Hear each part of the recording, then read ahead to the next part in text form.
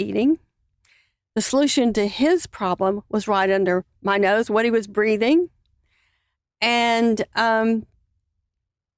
just the unfolding, very slowly learning about what to do to recover his brain, because there was nobody doing it over here.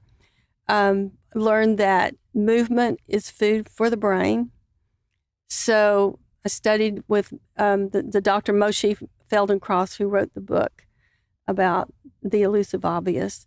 And he had a saying, I thought it's really great at the beginning. It says, if someone tells you something's impossible, make it possible.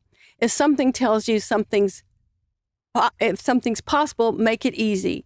If something's easy, make it elegant and digestible. And I think that what I just said, what he said, is what came to me very slowly through this process, is that, hey, you know what? I was told it was impossible for me to have a baby. I was told I was going to need a kidney transplant. I was told my son would never recover his brain or his immune system.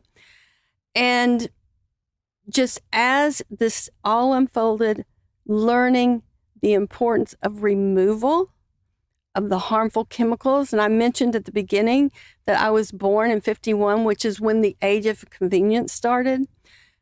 All the chemicals started being used more and more and more through, in our products and everything, more and more toxic. And I would have sworn at that time that if I could have said in 2024, we're going to know what's, toxic and what isn't, it's not true.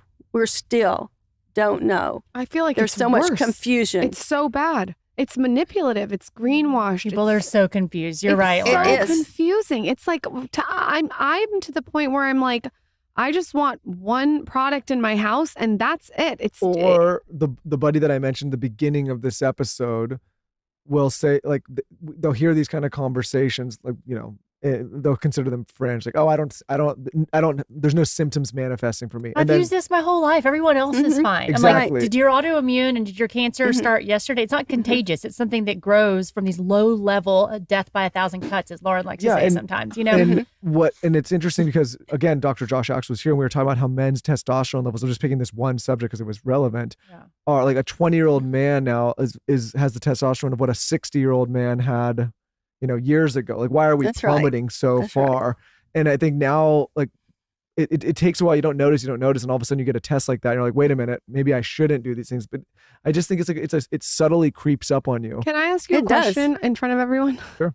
Is this episode going to make you stop with the hairspray? No. Because I will tell you, it's we're not finished yet, though. We're not finished. We have way more to cover. But when you're talking and you said your son could feel the box of the chemicals, I can smell when you use that hairspray upstairs. Did I use it today? I don't know if you used it today because I haven't been in the house all day. But I can tell you 20 other times you did.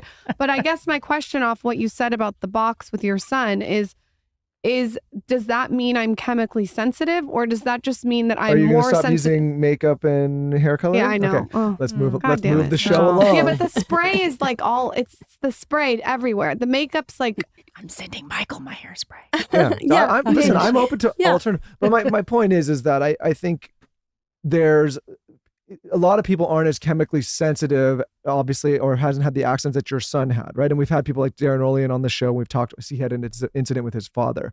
And so a lot of people go through life and they're like, oh, I'm not sensitive. These things don't affect me. But it's like, it's a slow creep where my buddy thought it affected him in no way. And now he's like, oh, I got to get this out of the house because my testosterone. Well, I said this on the first show, but what's normal, right? Are period cramps normal? No. Is body odor normal? No. Are messy wipes after a poop normal? No, but we've normalized all of these things, but our body actually can run, just because it's common. I told a friend of ours that she gets cramps, and I said, listen, you better stop using tampons. And she looked at me like I was a nut.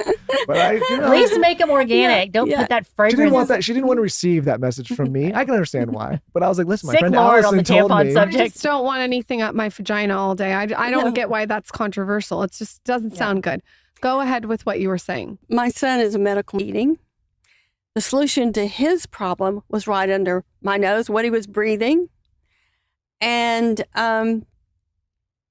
just the unfolding, very slowly learning about what to do to recover his brain, because there was nobody doing it over here. Learned that movement is food for the brain. So I studied with the Dr. Moshe Feldenkrais, who wrote the book about the elusive obvious. And he had a saying, I thought it's really great at the beginning. It says,